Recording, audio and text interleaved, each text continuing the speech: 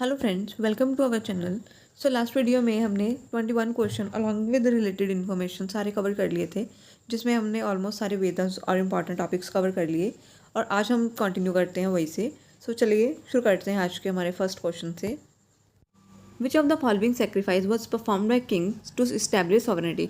इनमें से कौन सा सेक्रीफाइस राजा के द्वारा किया जाता था अपनी पावर को बढ़ाने के लिए। सो हमारा आंसर हो जाएगा ऑप्शन ए, अश्वमेध यज्ञ। अब ये है क्या? ये एक हॉर्स सेक्रीफाइस है जिसमें घोड़े को खुला छोड़ दिया जाता था ताकि वो जितनी भी लैंड में एंटर करे वो सारी की सारी जो है वो राजा की हो जाती थी। और अगर कोई राजा को चैलेंज करता था उसे राजा के साथ युद्ध करना पड़ता था। इससे क्या होता था, एक राजा की सुप्रीम पावर जो है वो डिक्लेयर हो जाती थी।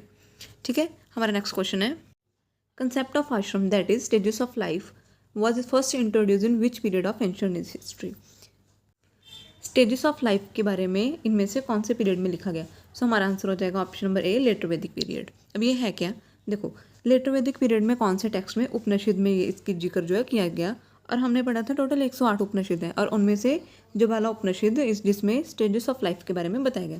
और कितने क्वेश्चन ये भी आता है कितने स्टेजेस ऑफ लाइफ हैं, दैट इज कितने आश्रम हैं। हमारा आंसर हो जाएगा 4। अब ये कौन कौन से हैं? First ब्रह्मचार्य, that is student life, जब हम कुछ सीखते हैं 0 to 25 ईयर्स में। उसके बाद आता है गृहस्थ जीवन, जब इंसान शादी करके अपना घर बसाता है, दैट इज़ 25 to 50 ईयर्स, जिसे हाउस होल्ड लाइफ कहते हैं।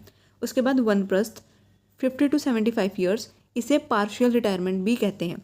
मतलब वो घर के साथ साथ भक्ति में भी ध्यान देता है जब इंसान जंगलों वगैरह में जाकर, उसे बोलते हैं वनप्रस्थ। लास्ट इज संन्यास, जब घर बार पूरा छोड़कर जंगलों में जा किसी ऊंची चोटी पर जाकर भगवान की भक्ति की जाती है, उसे बोलते हैं संन्यास। कंप्लीट रिटायरमेंट मतलब दुनियादारी से पूरी रिटायरमेंट।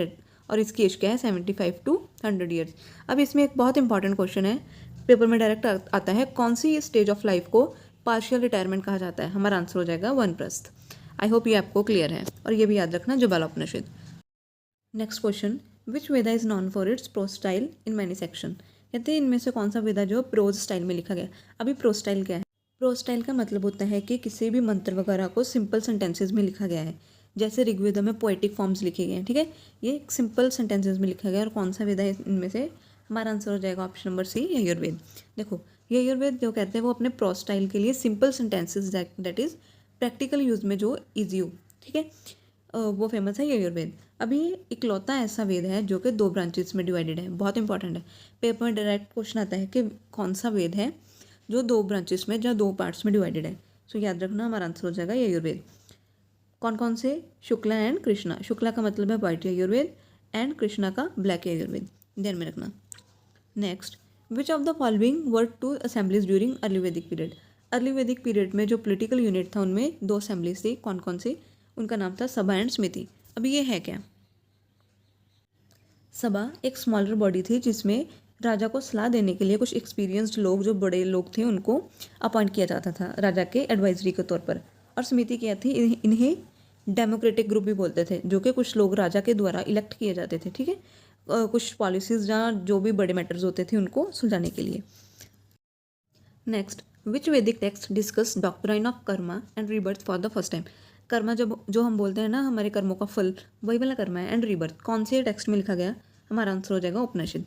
अभी concept of Karma and rebirth जो कि सबसे पहले उपनिषद, कौन सी उपनिषद में बताया गया? बृहदारण्यकार उपनिषद, ठीक है।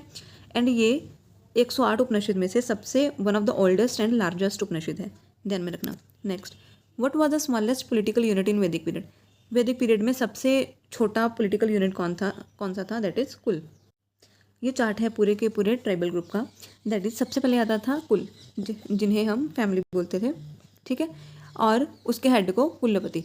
उसके बाद आता था ग्राम, जो कि विलेज था। उसके बाद ग्रुप ऑफ विलेजेस को बोलते थे विश। एंड पूरे के पूरे इन्हें, इस कम्युनिटी को क्या बोलते थे? ट्राइब, जिसके हेड को राजन, ठीक है, ये ध्यान में रखना। और ये राष्ट्र जो कि इंट्रोड्यूस हुआ लेटर वैदिक पीरियड में, जब एम्पायर्स वगैरह बन गए ना, जैसे मगध एम्पायर वगैरह, सो उनके राजा को क्या बोलते थे? सम्राट। ये इंट्रोड्यूस हुआ लेटर। और अर्ली में सिर्फ ये 4 ही थे, कुल, ग्राम, विश एंड जना। अगर आ जाए क्वेश्चन की लार्जेस्ट यूनिट कौन सा था, हमारा आंसर हो जाएगा जना। Next, which of the following is वेदांगना। अब ये वेदांगना क्या है, पहले ये देख लेते हैं। वेदांगना है वेदा प्लस अंग, यानी कि लिम्स ऑफ वेदास, जो कि वेदास को प्रॉपर अंडरस्टैंडिंग प्रिजर्व करने के लिए डेवलप किए गए। अब ये 6 वेदास कौन से हैं, सॉरी वेदांगनास कौन से हैं? शिक्षा, व्याकरण दैट इज़ ग्रामर, निरुक्ता, छांदास, कल्पा एंड ज्योतिष दैट इज़ एस्ट्रोनॉमी। ठीक है, आई होप ये आपको क्लियर है। एंड हमारे क्वेश्चन का आंसर क्या हो जाएगा, निरुक्ता। ठीक है, ये वन ऑफ द 6 वेदांगनास है। 6 वेदांगनास को ध्यान में रखना। Next, battle of 10 Kings fought near which river. 10 राजों का युद्ध जो बहुत इंपॉर्टेंट है, कौन से रिवर के नियर लड़ा गया, हमारा आंसर है रिवर, जिसको संस्कृत में परुष्णी बोलते हैं। एंड इन्हें, इस युद्ध को हिंदी में बोलते हैं दस अर्जुन युद्ध। इसका मेंशन हमें कहाँ मिलता है, ऋग्वेदा के 7वें मंडल में। एंड ये किसके बीच लड़ा गया, ये लड़ा गया भारत ट्राइब के राजा सुदास और एक तरफ थे 10 ट्राइब्स के राजा, इसीलिए इसका नाम बैटल ऑफ 10 किंग्स पड़ा। अब इसका रिजल्ट क्या आया, जो भारत ट्राइब का राजा था सुदास, वो जीत गया। ठीक है, सारे पॉइंट्स जो है ध्यान में रखना, बहुत इंपॉर्टेंट है।